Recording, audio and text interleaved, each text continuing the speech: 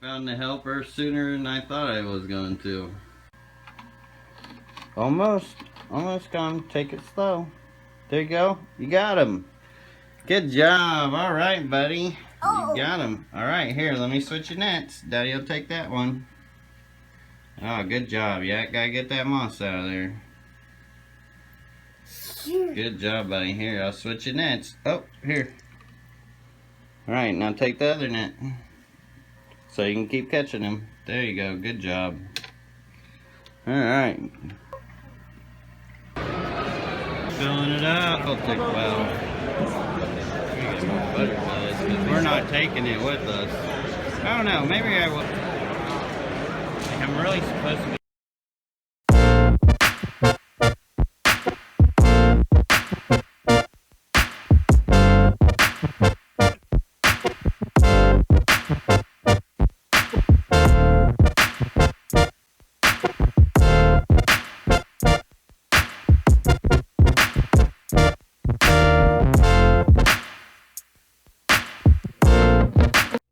So I got some new fishing, which I'm excited for. I haven't done that in a long time, and I'm also going to show you guys how I'm going to quarantine these new arrivals, since I don't really have my quarantine rack done, and I don't even have a tank set up. So it's going to be a quick setup and show you guys how I do it.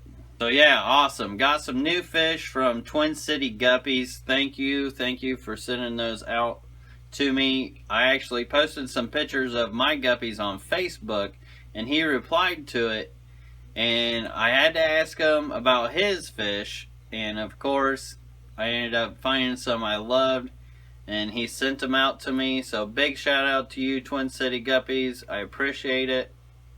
And to do this, open it up and see what I got.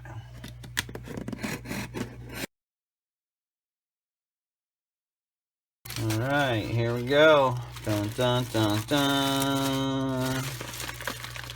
Dun dun dun dun. Are they alive? I think I see moving bodies. I do see moving bodies.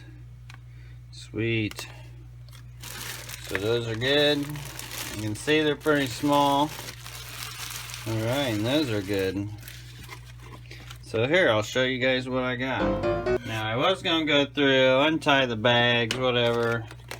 And they're really long, so I ended up cutting this part off. And I mean, why even undo the bags? I'm just going to cut a hole in these, like so. There we go, kind of like cracking open an egg. There's some fishy surprises. So we got two there.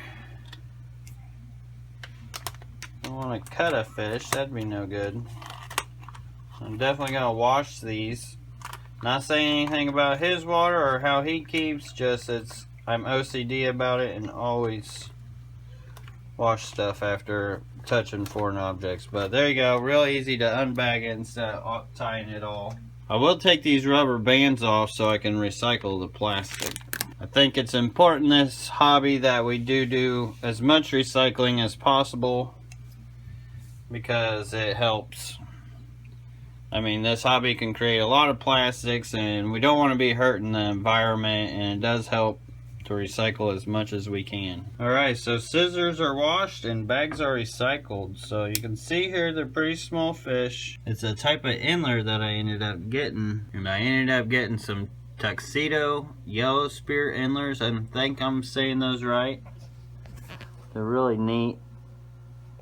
See how they got the spear on the tail. He said they breed about 90%, so they still need a little work, as with a lot of guppies. He did ship them with the males and females separate, which is cool. And looks like that female's even got color. Is that a female with color?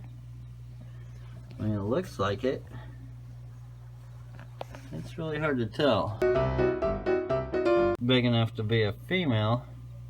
But all that color, even though those little ones have color on them too. Very rarely do you see endlers with color. You can see there's a difference. So that's really cool. Alright, so I'm going to get a little bit of water added in here. Which I could test this water, see what parameters in and everything else, but these endlers, they're pretty hardy. I'm just going to get some of my tank water. I don't think it'll be an issue to test it or not. So I'm going to go ahead and go half and half with these endlers since they're not real sensitive. And we'll let them be, because I actually got to edit a video for you guys. And then I'll get these guys into their new aquarium and new home. And I also like to add some moss in when I get these, just to help de-stress them. That, and if they're hungry enough, they can eat off of it. Just a little bit, don't need a whole lot. I'm actually using more than what I normally would, for the simple fact that this moss is going to end up going in the tank with them. And that'll be the plants that they have in their tank. And I like using black towels when I'm doing this. That way it helps calm them down. And they're not like on a white bright substrate, just filling out of place. And you could also cover them to make them feel more at ease and more calm. And I'll just let them sit in there for a little while I get some quick things done. Gotta get this video edited and uploaded for you guys, so while the video's uploading I'll deal with these, and then we'll do the tank of theirs from there. Alright, so luckily I got some extra fish tanks laying around, so I'm just gonna grab this 5-gallon here. It's full of cobwebs, so I'll clean those out real quick. Which all I used to clean this out was a dry paper towel. Quick and easy, just to get the dust out. So I managed to find another spot upstairs away from the whole fish room and more surrounded by my son's toys. This is an old 75-gallon fish stand.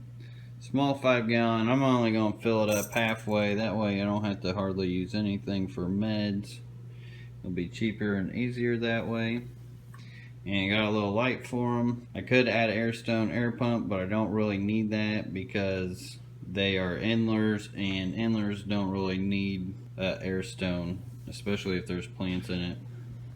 Once again, more kids' toys, but this will be the QT rack. When I moved my fish stand, since it's leaked a couple times, it actually ended up having mold on the carpet, and I went to go try to find someone to replace that for me, and I guess they don't make carpet like this anymore. So that's going to be tricky. I got to figure that out before I can even build this stand, which I need to build that stand ASAP because I want some fish. And I really want to bring the outside fish inside so I can move those around as well. Isn't that right, Sparky? What do you think? You ready to have some fish up here? What?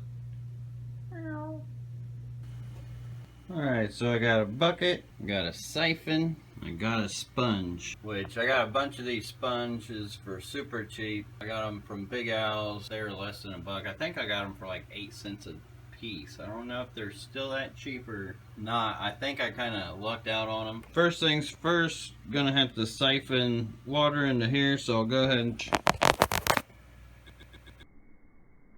throw that sponge in there. Now I could use one of these with the aeration, bubbles and all that, but I don't plan on needing aeration, and also I don't want to use my good ones for quarantine, especially this quick fix quarantine. Got some water in the bucket, and I did rinse that sponge before I used it. I always make sure to rinse stuff before I use it, especially if it's new.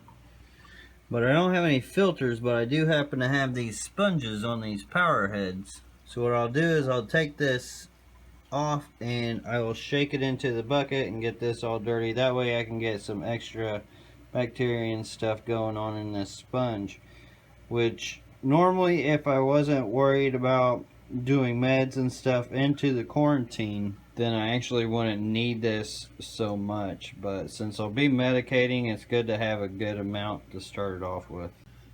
Now, if you don't have a tank already or any media like that to use to quick start or quick cycle a tank, which you could use a canister filter or whatever, but say you have no tanks or anything like that, they do make products that you can use that will help instant cycle it, or join a club where somebody can help give you some cycled material to kickstart your first tank or whatever, since essentially your first tank's going to be a quarantine tank as well. So even if you don't have a tank, you can still do an instant cycle, or maybe get a neighbor involved. Hopefully he's got a tank. Alright, so I got the dirty tank water in that had that foam filter dispersed in it. As you can see, it's real dirty, but by the next day or so you won't see hardly any of that in the water column. It gives it a good jump start.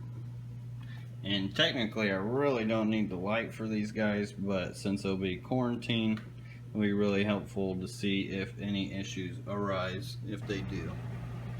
Now I always keep a bunch of nets on hand, just because you never know when you need them, and they're pretty cheap. But after every batch of QT, I will dispose of the net, just because you never know. Time to start adding the fish, but first I'm going to do this dip, which I've never done this dip before. The guys from Ruby Reef sent it to me as kind of a thank you for all my business, and it's called Hydroplex, and it's supposed to treat bacteria, external parasites, fungal, and algae. So it's supposed to be used for dip, new plants, livestock, and we have 2 ounces per 5 gallons of water. And then so forth goes the instructions, which you can see there. So I've got quart cups here, so that's a quarter of a gallon. Okay, so it's got instructions for dip, and then also instructions for keeping it in the quarantine tank. Now as far as the dip goes, you keep them in there for 10 minutes. I guess it's good for coral, all kinds of other stuff, and then you have a ratio of 1 ounce per quart, which these are just about a quart. So I'll have to put 1 ounce in there for 10 minutes, and then I can scoop them out. Alright, so I got the dip in there. Didn't really color the water too much. I'll wait about 9 minutes and then start netting them out. Now I believe this stuff is good for shrimp too. It doesn't say anywhere that it is, but it doesn't say anywhere that it isn't. We'll have to double check on that. I don't think they would make it, knowing him, to not label it, but I could be wrong. I have to check. Alright, so I got distracted and it was almost just a little too long for the dip. Didn't seem to have any issues with them. They weren't gasping for air, but I did dump them in quickly, which I should have videoed that.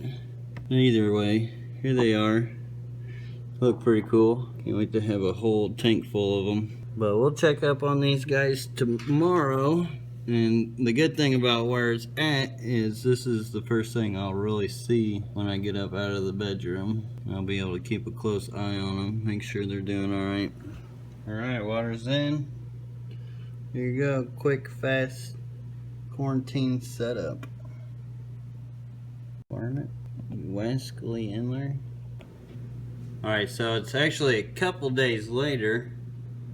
You see they look all happy and healthy. I am going to go ahead and treat it for ick, just because it could end up being hibernating or something. I don't want to chance it. So probably a little overkill to treat for it, but I'd rather do it now than having to do it later. They all look good. Alright, so now you see it a couple more days later, and you can see how clear it is. Pretty crystal clear, nice clean water. Fish are doing great. Right in the dishwasher. Gotta get them dishes done. What's making that noise? You can see the inler's a lot better. These things are cool. And you can see why I couldn't just pass them up. Very neat. Thank you, Twin City Guppies, for these. You can find him on Facebook.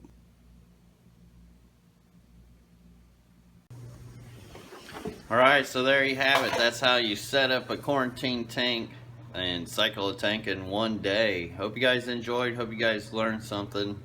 Now I gotta start building the stands that go for this area over here.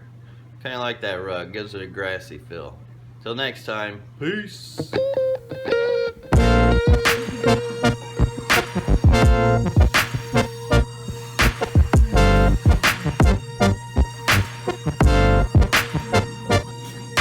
bye.